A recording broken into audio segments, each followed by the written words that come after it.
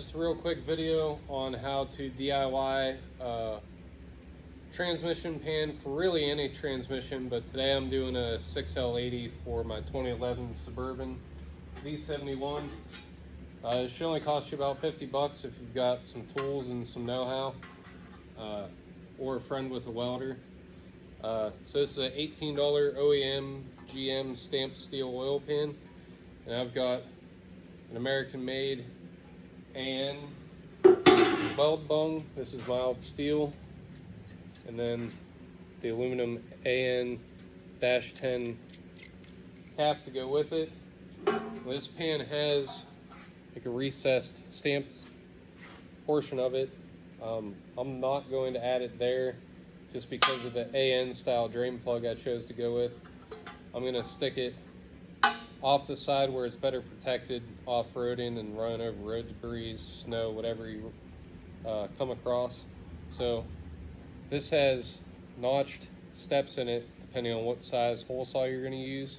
I've got a 3/4 inch I use all the time building exhaust parts because that is the same size as O2 sensor bung.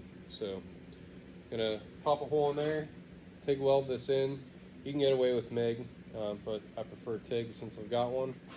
And the only thing you want to be careful of is this is galvanized, so you want to make sure you clean that coating off, and then obviously wear a respirator while you're welding.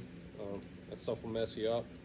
So I'm just gonna add this, show you some weld shots there, and then paint or powder coat the pan so it doesn't corrode, since I'm taking away the corrosion resistance. An OEM trans filter, an OEM gasket.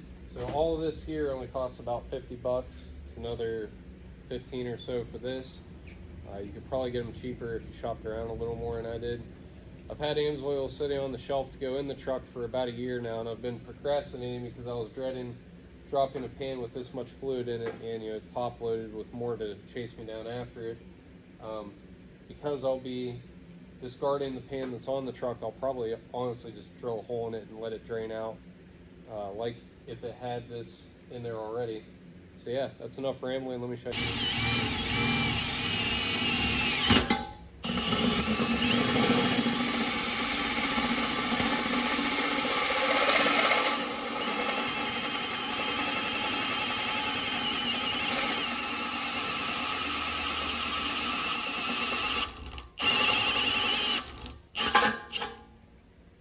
So 3/4 inch hole saw.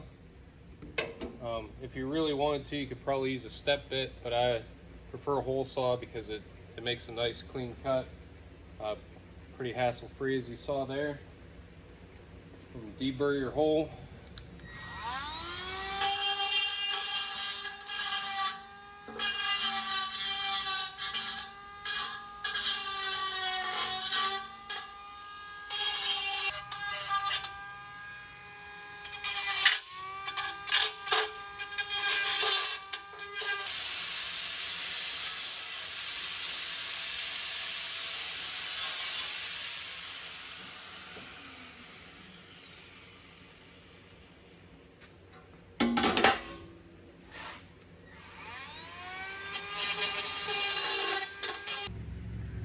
So as you can see, the step lip matches up with that 3/4 inch hole saw nicely.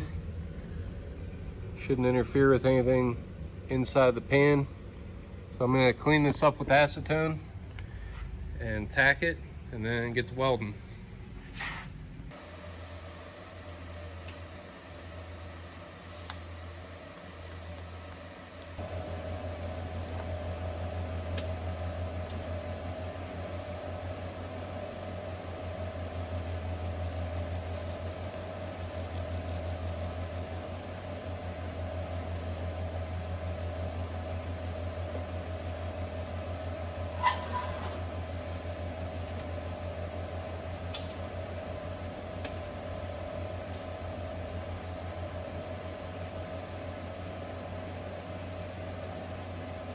There you go, 105 amps on the machine.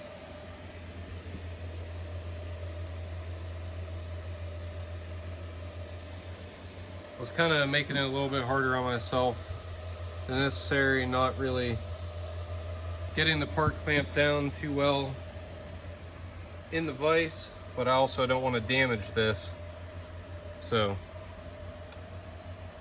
yeah, I'll pop this cap off once it's cool. Probably not today, it's rainy out. I don't like to paint in the shop. But I'll hit it with a coat of primer and then paint. I didn't even notice any fumes coming off of this, so I guess I did a good enough job prepping the surface. It's the back side of the bung.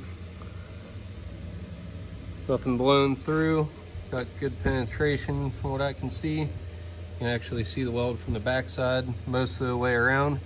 So I'm not going to bother to weld it from the back side, although you can if you want to.